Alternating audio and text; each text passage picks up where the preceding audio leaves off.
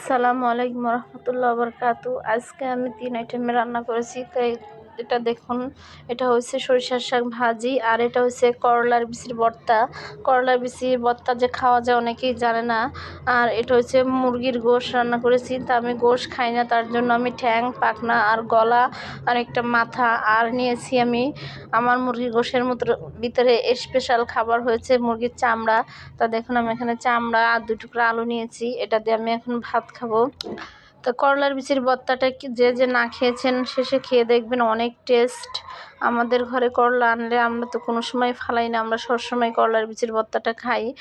আপনারাও খেয়ে দেখবেন, অনেক মজা হবে।